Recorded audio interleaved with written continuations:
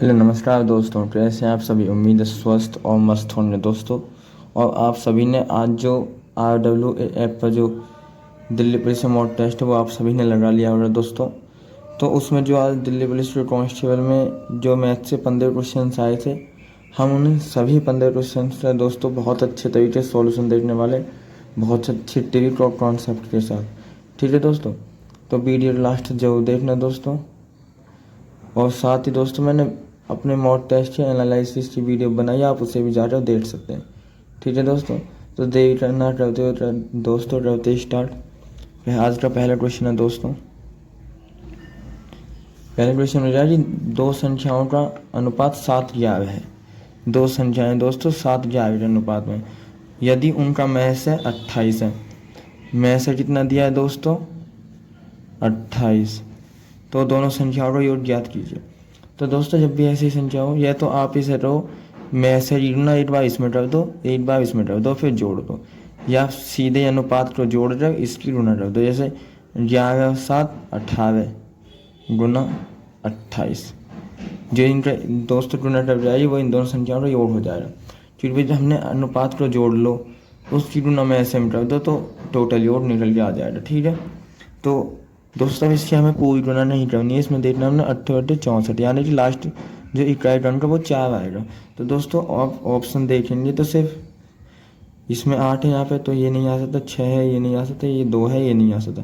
इसमें D option ही केवल ऐसा था जिसमें लास्ट में 4 था, तो इसलिए मैंने डी ऑप्शन को इसको टिक कर दिया बिना पूरी गुणा किए। दोस्तों ये बहुत दोस्तों तरीका है एग्जाम में टाइम को बचाने का। दोस्तों पूरी गुणा करने से कुछ फ़ायदा नहीं है, आप इकाई टर्म देख सकते हैं। इससे टाइम बहुत बचत होती है दोस्तों, जिससे हमें बाद में कोई सवाल अगर टाइम टेकिंग है तो उसे करने के लिए हमारे पास प्रॉपर टाइम होता है। ठीक है, तो आप इन ऐसी टिप्स को भी लगाया करें दोस्तों मॉक टेस्ट में, इससे आपका टाइमिंग कम होगी। ठीक है, साथ में दूसरा क्वेश्चन देते हैं दोस्तों। Question number 2। क्वेश्चन नंबर 2 में क्या है? किसी व्यक्ति को 2 बिचौलियों के माध्यम से जमीन का एक टुकड़ा बेचा गया, जिसमें प्रत्येक बिचौलिया को 25% का लाभ हुआ। दोस्तों मान लो दोस्तों एक व्यक्ति ने 1 रुपये में कोई ज़मीन ली, अब बिचौलिए ने जो उन्होंने 25% का लाभ कमाया है तो 125/100, दूसरे ने भी 25% का लाभ, तो 125/100। उसके बाद जो वो ज़मीन है उसे कितने में पड़ी थी? 6,25,000 में दोस्तों। ठीक है, तो उसने कहा ज़मीन की मूल कीमत कितनी है, तो यहाँ से हमें एक ही वैल्यू निकालनी दोस्तों। तो क्या करना? 25 पंजे 125, 25 चौका 100, 25 पंजे 125, 25 चौका 100। 5 से काट दें दोस्तों, 5 1 5, 5 2 10, 5 25, 3 0। फिर 5 से कट जाएगा, 5 2 10, 5 25। ठीक है, यार 4 4 16 दोस्तों। 16 गुना 25,000 में कर दो तो आ जाएगा 16 पंजे 80, 103 0, 1 2 3 4 4 16 गुना करेंगे 25 में, तो 16 पंजे 80 के 0, 8 हासिल करो। 16 दूनी 32 और 8 40। तो ये दोस्तों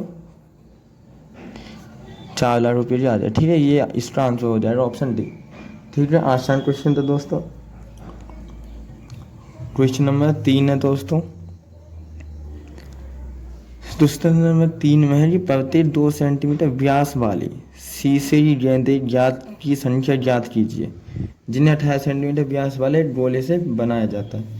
तो ऐसे उसमें क्या है दोस्तों, हम दोनों के आयतनों को बराबर रख लेते हैं।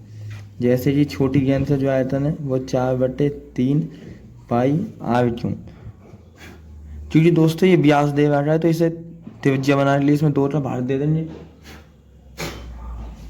जैसे कि 2/2 गुना 2/2 गुना 2/2, क्योंकि दोस्तों इसके सूत्र में आर क्यों होता है, तो मतलब त्रिज्या को 3 बार लिखना पड़ेगा। तो दोस्तों इसकी संख्या पूछे, यानी कि इसमें n की गुना करो तो संख्या निकालने के लिए बराबर 4/3 पाई आर क्यों। तो दोस्तों इसका जो त्रिज्या कितनी हो जाएगी? 18/2 यानी कि 9, 9 गुना 9 गुना 9। ठीक है, ये इससे कट जाएगा दोस्तों, ये तो कट जाएंगे। 4/3 से 4/3, पाई से पाई दोस्तों। तो यहाँ पे n की वैल्यू आ जाए दोस्तों 9 9 81 निम्मा 729, यानी कि 729 गेंदें बनाई जा सकती हैं दोस्तों। तो दोस्तों अगर आपको इनके सूत्र भी याद हैं दोस्तों 3D और 2D के, तो इन क्वेश्चनों को आप सवालों को बहुत आसानी से करके ले जाएंगे।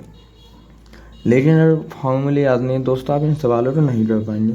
तो इसलिए आप टेबल और टेबल इनके फॉर्मूले याद कर लो और थोड़ी सी प्रैक्टिस कर लो दोस्तों, तो आप इन सवालों को बहुत अच्छे से कर लेंगे। क्योंकि दिल्ली पुलिस कांस्टेबल में इतने हार्ड सवाल नहीं आते, सिर्फ फॉर्मूला बेस्ड आते हैं। ठीक है, तो उम्मीद है दोस्तों क्वेश्चन में आपको समझ में आया होगा। अब देखते हैं क्वेश्चन नंबर 4। क्वेश्चन नंबर 4 में जाए दोस्तों कि दो उम्मीदवारों के बीच एक चुनाव में डाले गए मतों में की कुल संख्या 22 है। यानी दोस्तों कोई चुनाव हुआ, उसमें जो कुल मत डाले गए थे वो 22 थे। ठीक है, कितने थे? 22। ऐसा क्वेश्चन जाए, उनमें से 40% मत अवैध है। भाई 100 में से 40 अवैध हैं, तो वैध कितने हैं? 60%। ठीक है, जीतने वाले उम्मीदवार को वैध मतों के 60% मिले। जीतने वाले को दोस्तों 60 मिले, तो हारने वाले को 40 मिले होंगे। सिंपल सी बात है, 100 में से 60 जीतने वाले को, तो हारने वाले को 40। अब उसने जबकि दूसरा उम्मीदवार इतने मतों से हार गया, तो दोस्तों हम कितने मतों से हारा है? हमारे पास परसेंटेज में देख रहे तो 20% से हारा है दोस्तों। जीतने वाला लाया 60, हारने वाले 40, तो 20% से जीत गया, 20/100। अब उसने वोटों की संख्या कितनी दी? 6000 मतों से। ठीक है, अब यहाँ से दोस्तों बाई की वैल्यू निकाल देंगे। ठीक है, तो आ जाए 20×100, इस जीरो से दोस्तों ये जीरो कट जाएगी। ठीक है, 6 से कट जाएगा 1000। अभी आ जाएगा 1 जीरो ये और 3 जीरो ये, 1 2 3, यानी कि 50,000। कुल वोटों की संख्या कितनी थी दोस्तों? 50,000। ठीक है दोस्तों, तो ये आपने समझ लिया कि कुल वोट थे 22, उसके जो अवैध थे 40, तो वैध कितने हो रही? 60%, और वो 20% मतों से जीता है। उसने चाहे 6000 मतों से जीता है, तो यहाँ से 22 की वैल्यू निकाली दोस्तों, 50,000 आ गई। ठीक है, तो ये क्वेश्चन में दोस्तों आपको समझ में आ गया होगा। क्वेश्चन नंबर 5 दोस्तों, क्वेश्चन एक आदि दिए जो शायद अच्छे लेवल के, बाकी तो आसान ही थे।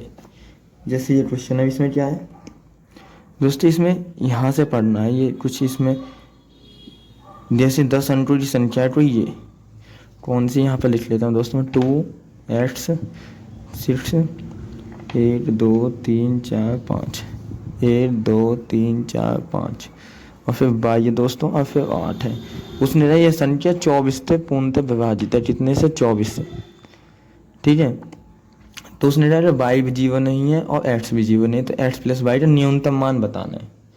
तो ऐसे क्वेश्चन में क्या करते हैं दोस्तों, हम ये जो 24 से कटने वाली संख्या, तो इसे ऐसी दो संख्या में बांट लेंगे जिनमें कुछ भी कॉमन ना हो। जैसे 8 और 3, इनमें कुछ भी कॉमन नहीं है, यानी कि हमें पहले एक बार 8 से काट के देख लेंगे 3 से। अगर इन दोनों से कट गई तो 24 से भी कट जाएगी।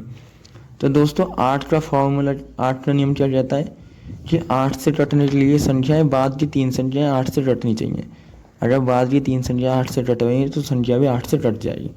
क्योंकि दोस्तों उसने न्यूनतम मान कहा है, तो हमें यहाँ पे बाई का छोटे से छोटे मान रखना होगा। तो हम 8 से स्टार्ट करते हैं दोस्तों। अगर 8 रखेंगे तो 1 रखेंगे तो ये हो जाएगा 18, जो कि 8 से नहीं कटेगा दोस्तों। 2 रखेंगे 28 भी नहीं कटता, 3 रखेंगे 38 भी नहीं।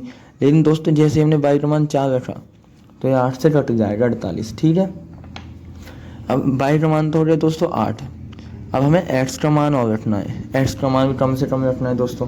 जीरो के लिए उसने मना कर दिया, तो सबसे पहले हम 8 रख के देखेंगे। अब 3 से कटने के लिए क्या है कि संख्याओं, इन अंकों का जो योग होगा वो 3 से कटना चाहिए दोस्तों, तो संख्या 3 से कटेगी।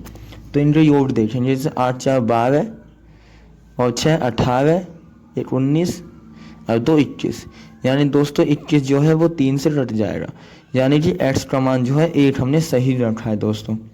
तो x का मान, x + y की वैल्यू पूछी उसने, तो x का मान 8 + y की वैल्यू दोस्तों 4, यानी 8 + 4 यानी 5 इसका सही जवाब हो जाएगा।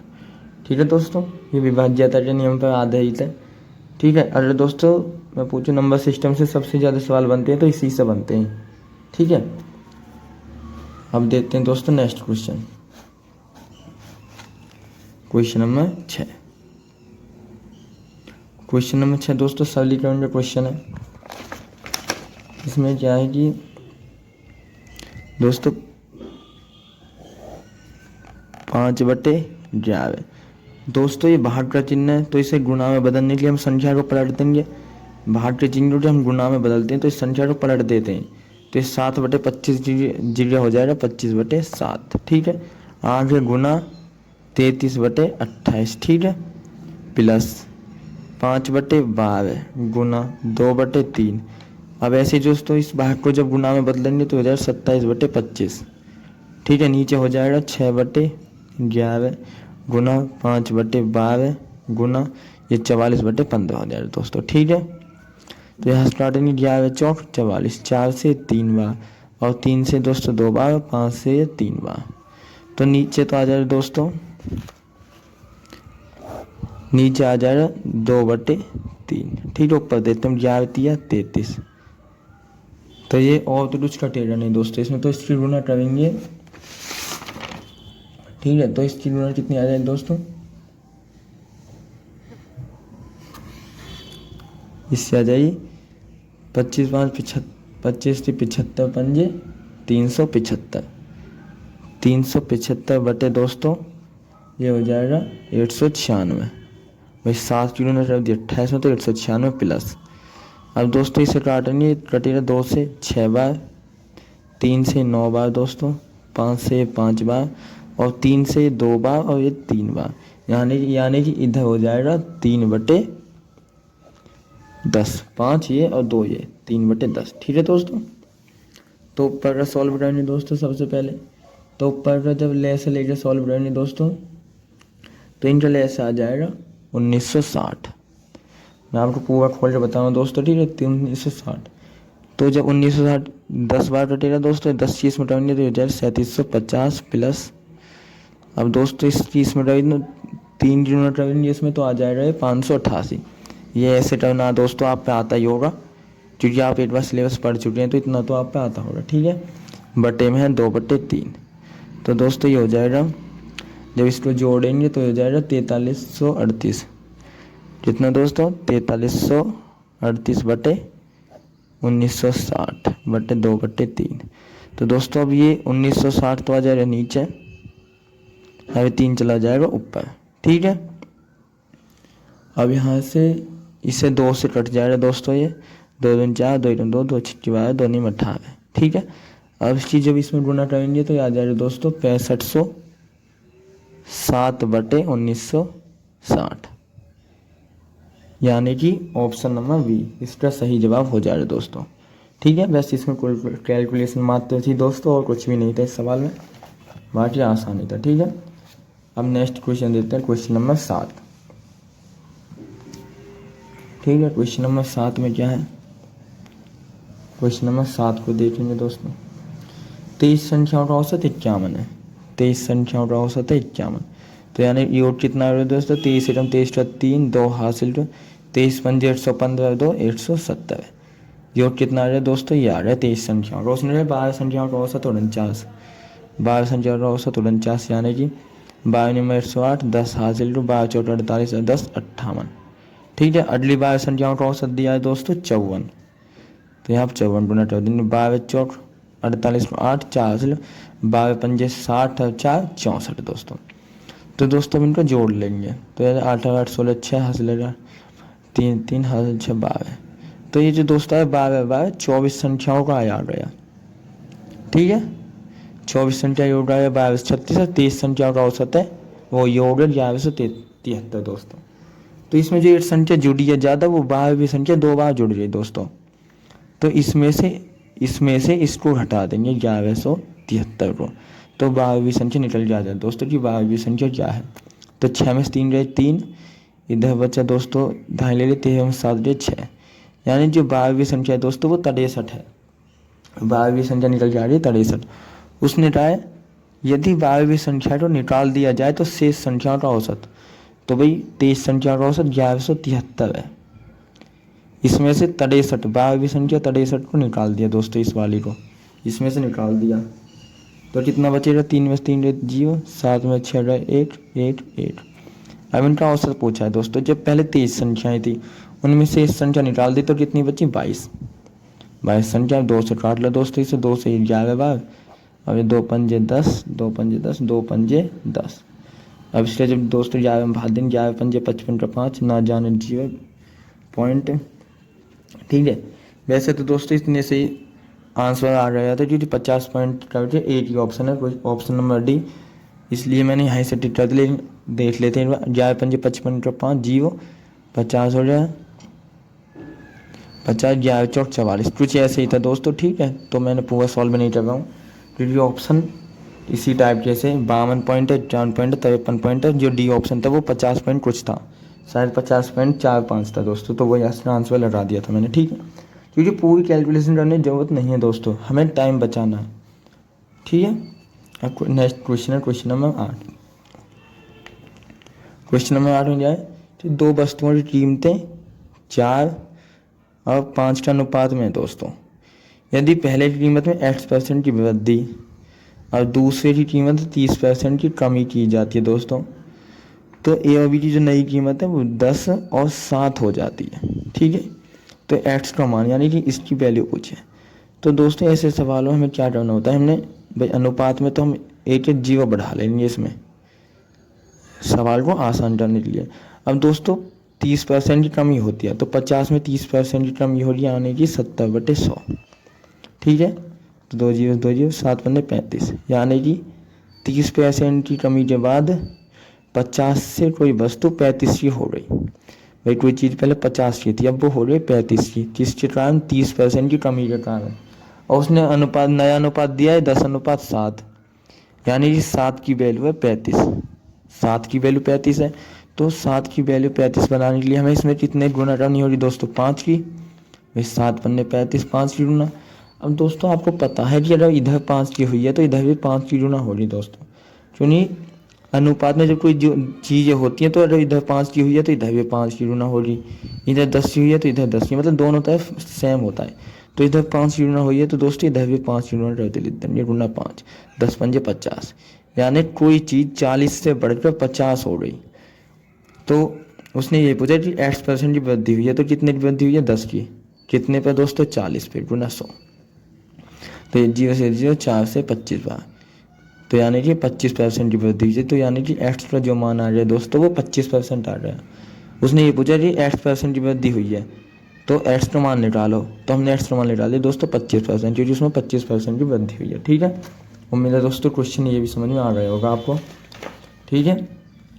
अब नेक्स्ट क्वेश्चन देखते हैं, क्वेश्चन नंबर 9।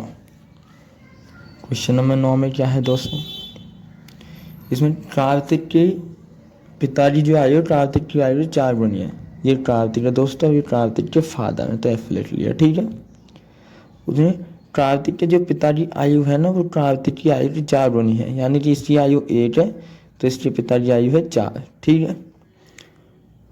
अब उसने रहा है 3 वर्ष पहले, तो दोस्तों 3 वर्ष पहले, 3 वर्ष इसे ऐसे लिख लें, थोड़ा नीचे लिख लो दोस्तों 8:4 भाई, ठीक है। तो 3 वर्ष पहले यानी 3 वर्ष पहले उसकी आयु, कार्तिक की पिता की आयु कार्तिक से 7 गुनी थी। 3 साल पहले दोस्तों जब कार्तिक की आयु 8 है तो पिता की आयु 7 वर्ष थी 3 साल पहले, ठीक है। तो कार्तिक की वर्तमान आयु ये वाली पूछी है, तो हम इस सवाल करेंगे दोस्तों ऑप्शन से, क्योंकि ऑप्शन इन सवालों का बेस्ट तरीका है, ठीक है। तो सबसे पहले हम दोस्तों इसका आंसर तो 6 है, लेकिन मैं आपको एक बार करने तरीका देता हूँ। सबसे पहले लिया हमने 12, हमने मान लिया कि कार्तिक की आयु कितनी है 12, ठीक है, 12 है दोस्तों। तो कार्तिक की 12 हो गई तो इसके पिताजी हो जाएगी 48, क्योंकि भाई 4 गुनी है तो 12 चौक 48, ठीक है। अब इसकी 3 साल पहले देख रहे हैं तो 3 साल पहले कितने का हो जाए दोस्तों, 9 साल का, और ये 3 साल पहले हो जाएंगे 45 साल के इसके पिता। तो इसका अनुपात निकालेंगे दोस्तों, कितना आ जाएगा 8:5, जबकि हमें अनुपात कितना लाना है 8:7 लाना है, तो 12 तो ऑप्शन नहीं है इसका, ठीक है। अब ऑप्शन लेंगे 6, मान ली यहाँ पे इसकी आयु थी 6 वर्ष, तो पिताजी आयु कितनी होगी 24, क्योंकि भाई 4 गुनी है तो 24। अब 3 साल पहले इसकी आयु होगी 3 वर्ष और इसके पिताजी आयु होगी 21 वर्ष, तो यहाँ पे देखने अनुपात कितना आ रहा है 3:3 और 3:7, तो यहाँ पे 8:7 बन रहा है दोस्तों। अब हमें भी 8:7 ही बनाना था, तो इसका मतलब ऑप्शन नंबर 20 का सही हो जाएगा, 6 साल इसकी कार्तिक की आयु हो जाएगी, ठीक है। नेक्स्ट क्वेश्चन दोस्तों, क्वेश्चन नंबर 10। क्वेश्चन नंबर 10 दोस्तों ये छोट वाला क्वेश्चन है दोस्तों। एक दुकानदार अपने ग्राहकों को 3 स्कीम ऑफर करता है तो निम्नलिखित कौन सी न्यूनतम छूट प्रतिशत दिलाएगी। दोस्तों इस बात को याद रखना, इसमें पूछा न्यूनतम छूट किसमें मिलेगी, तो इसमें 2 छूट मिले 25% और 32% की। तो दोस्तों इन सवाल में जैसे 25% छूट है यानी 75 गुना 32 यानी 68/100 ये छूट आ गई दोस्तों। तो सबसे पहले इनकी गुना कर लो। बाकी दोस्तों उस फॉर्मूले से करते हैं A+B जो है वो मैं उसे दोस्तों भूल जाता हूँ कभी कभी, तो इससे मैं इससे कर लेता हूँ। तो इधर 25 × 75 25 × 100 3 × 8 24 4 2 हाथ 3 × 18 19 20/4। ठीक है दोस्तों।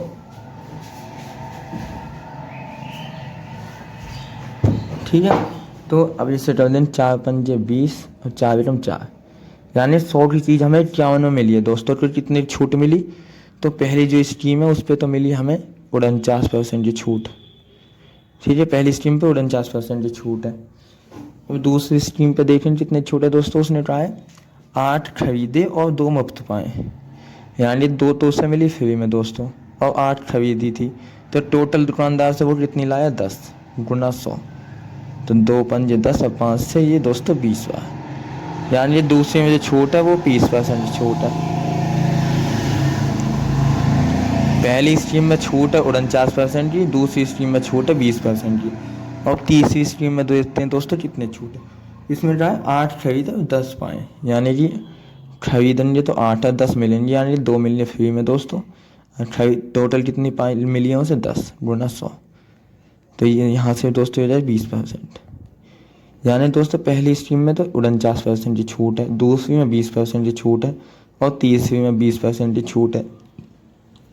उसने कहा न्यूनतम छूट प्रतिशत किस में है, तो न्यूनतम तो दोस्तों इसमें ही है, इसमें तो 49 की छूट है, इनमें 20 की है, तो न्यूनतम तो B और C में है ना दोस्तों।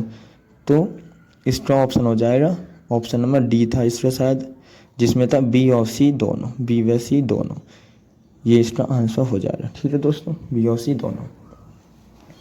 अब नेक्स्ट क्वेश्चन देखते हैं दोस्तों।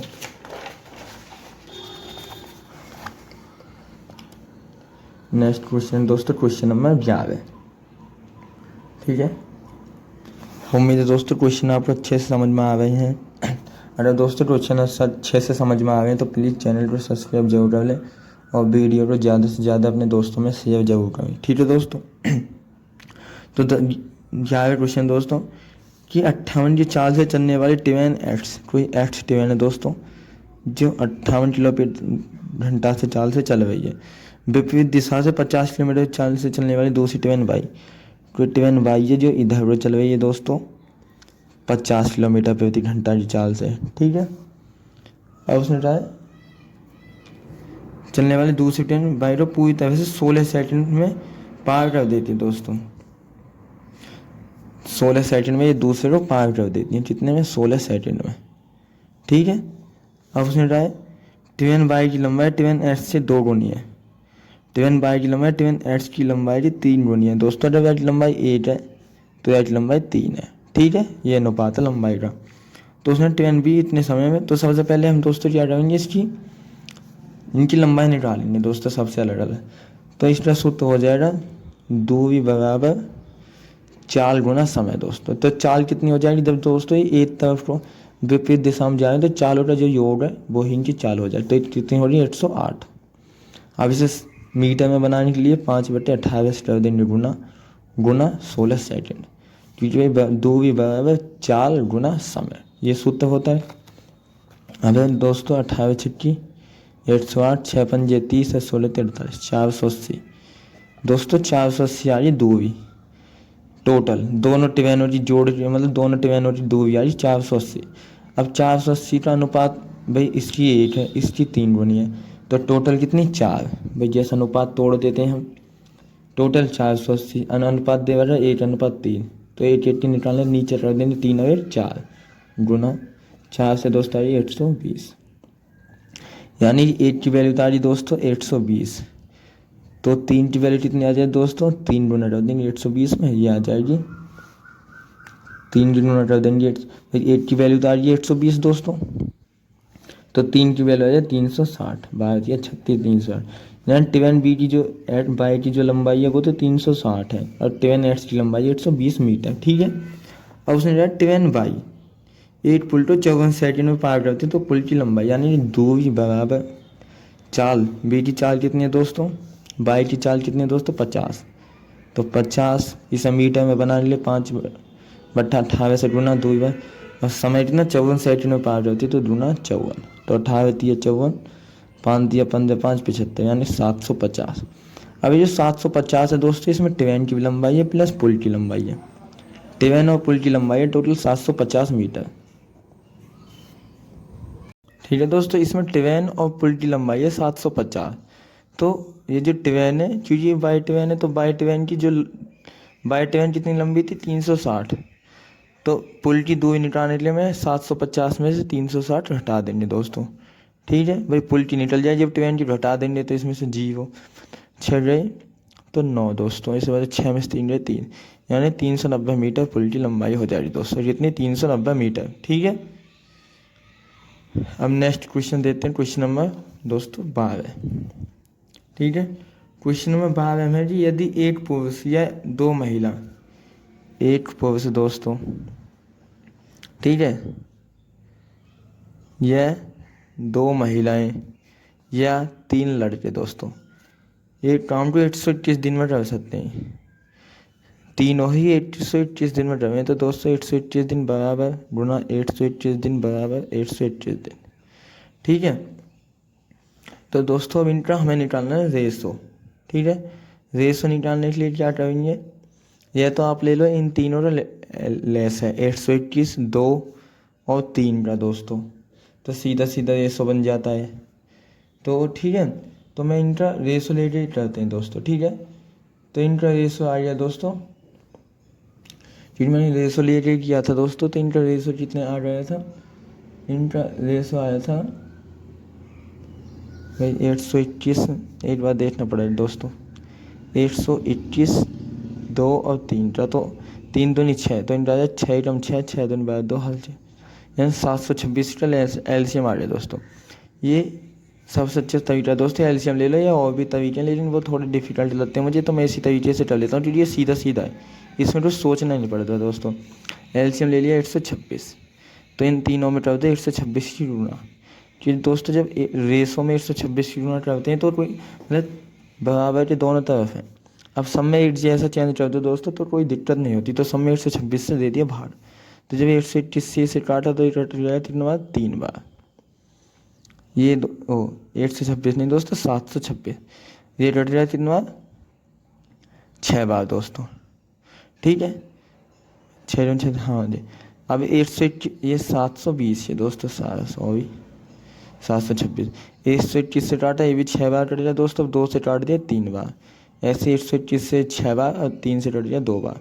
तो यानी पुरुष की जो क्षमता रही दोस्तों, पुरुष के नीचे 6 बराबर महिला के नीचे 3 और L/2। यानी दोस्तों जब ऐसे रेशो निकालते हैं हम तो जिसके नीचे जो होता है उसका मान वो ही होता है। ठीक है, तो हम सबसे पहले टोटल काम निकालेंगे, तो टोटल काम कितना हो जाए दोस्तों, मान लो एक पुरुष कितना काम करते एक दिन में 6 काम, और उसने 121 दिन तक काम किया था, तो टोटल काम हो रहा है इतना दोस्तों। ठीक है, अब उसने पूछा है तो एक पुरुष कितना काम करता है 6 प्लस एक महिला कितना करती है 3 प्लस एक लड़का कितना करता है 2, ये मिलकर इस काम को कितना दिन में पूरा करेंगे, तो 6 गुना 121 बटे 6 3 9 2 11, अब 11 स्टार्ट 11 बार 11 छक्की 66, यानी कि इस काम को 66 दिनों में दोस्तों कर देंगे। ठीक है, तो इसका आंसर हो जाएगा 66। उम्मीद है दोस्तों ये क्वेश्चन भी आपको अच्छे से समझ में आ गया है दोस्तों।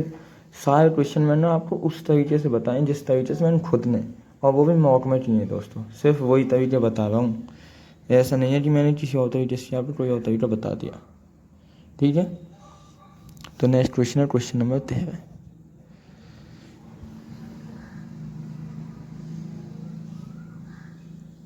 इसमें जाए कोई व्यक्ति अपनी चाल, तो दोस्तों चाल जो है 40% की वृद्धि करता है, यानी पहले 100 से चाल से चलता था, अब चलता है 140 की चाल से। ठीक है, तो इसका अनुपात बना लेंगे 20 पंजे 100 और 20 सत्ते 140। ठीक है, अब वह अपने ट्रैवल ले 9 मिनट से पहले पहुंचता है डिटर्मिनेट बात, तो सामान्यतः उससे अपने ट्रायल पहुंचने में कितना समय लगता है। तो दोस्तों जब दूरी बराबर होती है तो चाल का जो अनुपात है उसका उल्टा समय का अनुपात हो जाता है। तो समय का अनुपात हो रहा है 7:5। ठीक है, उसने 9 मिनट पहले पहुंचता है, हमारे हिसाब से 2 मिनट पहले पहुंच गए भाई। पहले 7 यूनिट समय पहुंचता है, अब 5 यूनिट, तो 2 यूनिट समय पहले पहुंच गए। तो 2 यूनिट बराबर, ये 2 रेसो लिख लो दोस्तों, कुछ भी 2 रेसो बराबर हो रहा है 9 मिनट। ठीक है, 9 मिनट। तो 8 की वैल्यू होगी 9/2। अब उसने जो है उससे अपने ट्रैवल पहुंचने में कितना समय लगता है सामान्यतः। तो सामान्यतः तो दोस्तों 7 यूनिट लगते हैं उसे पहुंचने में, तो यानी 7 की वैल्यू पूछे 7, तो यह जाए 9×7=63/2। तो इससे समय आ जाए 2×3=6, 2×2 8/2, यानी 31 सही 8/2 मिनट दोस्तों। इसका सही जवाब हो जाए 31 सही 8/2। तो दोस्तों उम्मीद है क्वेश्चन ये भी आपको अच्छे समझ आएंगे। तो दोस्तों क्वेश्चन समझ आए तो प्लीज़ दोस्तों चैनल को सब्सक्राइब जरूर करें, वीडियो को अपने दोस्तों में शेयर करें, या आप किसी भी ग्रुप से जुड़े हुए हैं दिल्ली पुलिस से, उसमें इसको शेयर जरूर कीजिएगा दोस्तों प्लीज़। ठीक है, नेक्स्ट क्वेश्चन देते हैं दोस्तों, क्वेश्चन नंबर 14। क्वेश्चन नंबर 14 में है कि एक आयताकार भूखंड है दोस्तों, एक आयताकार भूखंड है, इसकी लंबाई इसकी चौड़ाई से 3 गुनी है, यानी चौड़ाई 8 है तो लंबाई कितनी हो रही है 3 तो यदि आयताकार का क्षेत्रफल, तो दोस्तों क्षेत्रफल कितना होता है लंबाई गुना चौड़ाई, लंबाई कितनी है 3 चौड़ाई कितनी है 8, तो ये कितना हो रहा है 2700। भाई क्षेत्रफल का सूत्र ये है और उसने क्षेत्रफल दिया 2700। ठीक है, तो आयताकार भूखंड की चौड़ाई यानी एक्स की वैल्यू पूछे दोस्तों उसने। तो दोस्तों ऐसे सवालों का आप गुना करेंगे तो ये द्विघात समीकरण बन जाएगा, 3x² में बन जाएगा। जो ऐसे सवालों का हमें क्या करना है तरीका सबसे अच्छा ऑप्शन। तो सबसे पहले दोस्तों इसका आंसर तो 30 मीटर है, लेकिन हम समझ के देते हैं 20 से। मान लो एक्स की वैल्यू 20 है, भाई एक्स की वैल्यू 20 है और ये 3 गुना है तो ये हो जाएगी 60। भाई अगर चौड़ाई 20 है तो लंबाई 60 हो जाएगी ना, अभी 3 गुनी है, तो 60 की जब गुना 20 में करेंगे तो क्या 2700 आ जाएगा दोस्तों, नहीं आएगा।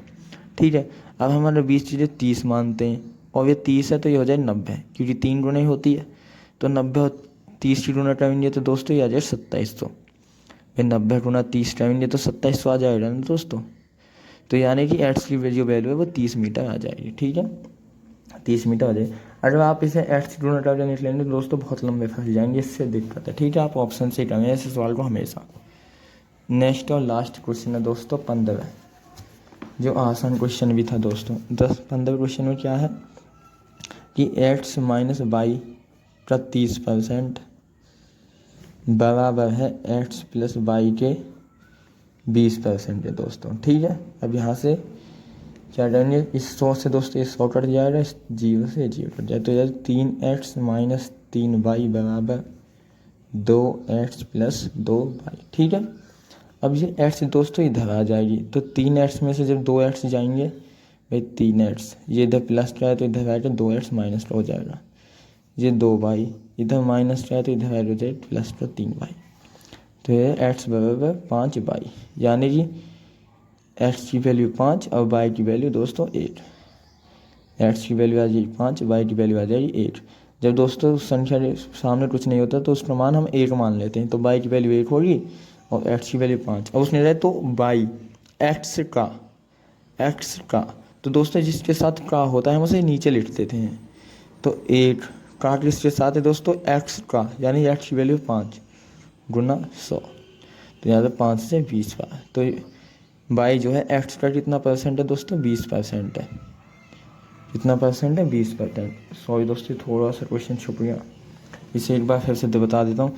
देखो x - y का 30% बराबर है x + y के 20% के। ठीक है, तो यहाँ से दोस्तों 100 से 100 काट दिया हमने, 0 से 0 काट दी, तो फिर इसकी गुणा कर दी 3x - 3y बराबर 2x + 2y। अब ये 2x इधर आ गया दोस्तों, तो 3x - 2y क्योंकि इधर प्लस का था तो इधर आ गया माइनस का। ठीक है, यहाँ पे 2y ये इधर माइनस का है तो इधर आ गया प्लस का, तो 3x में 2x ले तो x बराबर 3 और 2 5y। तो दोस्तों यहाँ से x की वैल्यू आ रही 5 और y की वैल्यू आ रही 8। जब दोस्तों संख्या के सामने कुछ भी नहीं होता है तो उसके सामने हम 8 मान लेते हैं, ठीक है। तो एक्स की वैल्यू 5, वाई की वैल्यू 8, उसने लिया बाई का एक्स, बाई एक्स का, यानी बाई की वैल्यू 8 एक्स का, जिसके साथ का होता है दोस्तों उसे नीचे लिखते हैं हम 8/5 गुना कितने परसेंट है, तो 100 की गुना कर दी दोस्तों, परसेंटेज ले डालिए 20%, यानी जो एक्स जो बाई जो है एक्स का 20% है, ठीक है। तो इसका आंसर 20% सही हो जाएगा। दोस्तों अगर आपको वीडियो अच्छी लगी हो, सवाल करने का जो तरीका है वो भी पसंद आया हो, तो प्लीज़ चैनल को सब्सक्राइब जरूर करना दोस्तों। अब वीडियो को जैसे मैंने आपसे भाई कई बार रिक्वेस्ट किया, तो प्लीज़ वीडियो को शेयर भी जरूर करना अपने दोस्तों के पास, और ग्रुपों में भी अगर आपके पास कोई ग्रुप है तो आप उसमें भी जरूर शेयर करना, ठीक है दोस्तों। तो बाकी मिलते हैं दोस्तों नेक्स्ट वीडियो में, जब तक के लिए जय हिंद दोस्तों।